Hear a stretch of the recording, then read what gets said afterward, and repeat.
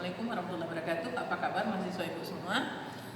Semoga kita masih sehat semua ya. Di masa pandemi ini jaga kesehatan dengan baik supaya bisa belajar dan beraktivitas. Kemudian kita ketemu lagi ya di materi instrumentasi dan penilaian proses pada kuliah siang ini dengan materi loop tertutup. Nah, kemarin pada video yang sebelumnya kita sudah bahas mengenai loop terbuka. Nah, sekarang kita bahas mengenai loop tertutup. Apa pula bedanya? Nah, pada pertemuan yang lalu kita sudah bahas apa itu input, apa itu output ya. Nah, bedanya kalau untuk loop tertutup selain controller ada lagi namanya aktuator, proses dan sensor alat ukur. Nah, oke. Nah, di sini ada juga sebenarnya alat ukur. Kalau kemarin itu alat ukurnya waktu ya. Nah, jadi kita bahas apa bedanya. Jadi loop terbuka, aksi pengontrolan tidak dipengaruhi oleh output. Kalau loop tertutup, nah ini blok diagramnya, aksi pengontrolan ya dipengaruhi oleh output atau output mempengaruhi terhadap aksi pengontrolan oleh controller. Nah, coba kita buat contohnya. Sebelum buat contoh, kembali saya ingatkan apa itu input ya, apa itu input? Input adalah sama dengan sama dengan set point, kondisi yang kita inginkan dari variabel yang akan dikontrol. Yang output adalah kondisi aktual. Kondisi aktual dari variabel yang dikontrol. Input sama dengan set point yang kondisi yang kita inginkan dari variabel yang dikontrol. Artinya kita harus tahu dulu variabel yang dikontrol itu apa. Setiap kasus harus tahu dulu variabel akan dikontrol itu apa. Kemudian aktuator adalah yang menerima perintah dari controller ya. Yang menerima perintah dari controller adalah namanya aktuator terhadap suatu proses. Kemudian ini ada alat ukur. Alat ukur ini merupakan alat ukur variabel yang dikontrol. Oke. Contohnya untuk loop tertutup adalah ada suatu tangki mau kita isi dengan air. Dari ketinggian tangki ini hanya boleh diisi sampai 80% dari ketinggian tangki. Nah, harus 80% dari ketinggian tangki. Gak boleh kurang, gak boleh lebih.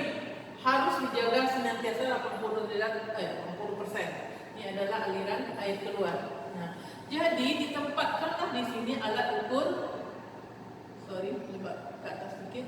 Alat ukur level, ya. Alat ukur level. Nah, sensor level aja namanya, sensor level. Nah, sensor level, ya, alat ukur level, dia melaporkan apa yang diukurnya itu ke controller. Hasil pengukurannya dilaporkan ke controller, ya. Nah, controller ya, sebelumnya diinput, sebelum dimasuk ke controller, dia dibandingkan dulu dengan set point kondisi yang diinginkan. Hasil perbandingan masuk ke controller, ini namanya titik banding. Kemudian controller, ini adalah aliran masuk, aliran air masuk ya. Atau dari atas saja deh aliran air masuknya. Oke. Nah, kemudian ini ada katup atau aliran masuk. Controller akan memerintahkan katup ini untuk membuka atau menutup, ya, untuk membuka atau menutup. Nah, ini namanya loop tertutup. Coba kita terangkan. Ini set point atau input kondisi yang kita inginkan. Berapa kondisi yang kita inginkan tadi? Levelnya sebenarnya 80%. Oke. Nah, kemudian ini kita masukkan ke controller.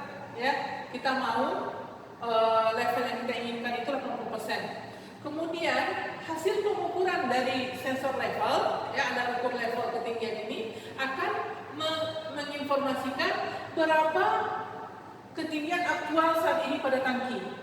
Ya, kemudian di controller akan didapatkan berapa selisih antara kondisi level yang diinginkan dengan level aktual yang dilaporkan oleh level sensor, ya, atau sensor level.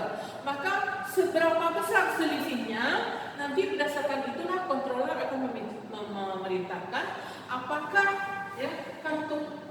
air masuk ini akan dibuka atau ditutup, ya, supaya ini selalu terjaga 80%. Nah, kalau kita lagi butuh air, tentu katupnya kita buka.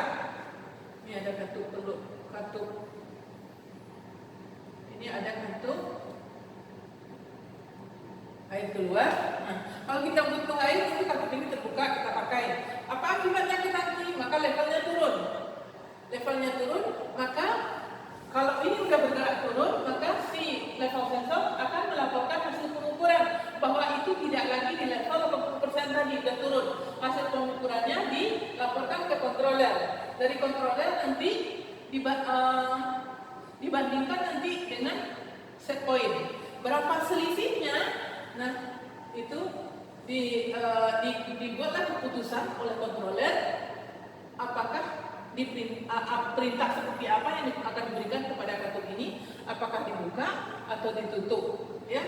Apakah ditutup sebagian 50%, 60%, 70%, sehingga ini akhirnya sampai ke titik ini. Apabila sudah sama tingginya yang diinginkan dengan yang aktual, apa yang dilakukan controller? Nggak ada lagi do nothing, kata yang di buku panduan kita, ya. Do nothing, nggak ada yang dilakukan lagi karena sudah sesuai antara aktual dengan yang diinginkan.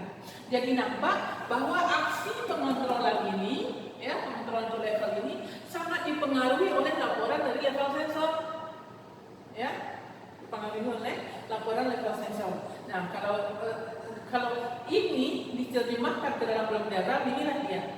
Ya, jadi input set point tadi masuk ke controller, kemudian kondisi aktual level sebenarnya dilaporkan oleh alat ukur level. Kalau dalam kasus ini sensor level ke controller. Controller ini adalah programnya pintar, yang buatnya manusia, berarti manusia lebih pintar.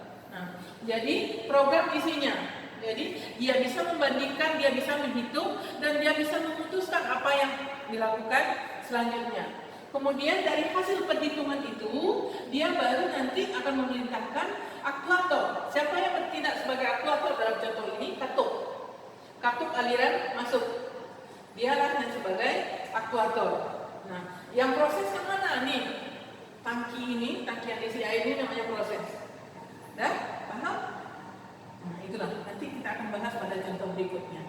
Nah, baca-baca lagi bukunya, karena contoh ini saya ambil dari buku pegangan kita. Ya, nah proses proses kontrol, ya, chemical engineering, George Stephanopoulos. Baca lagi bukunya, ya. Oke. Sampai jumpa pada pertemuan selanjutnya. Jangan lupa kerjakan PR yang telah saya bagikan di Google Classroom. Oke, Assalamualaikum warahmatullahi wabarakatuh. Tetap semangat.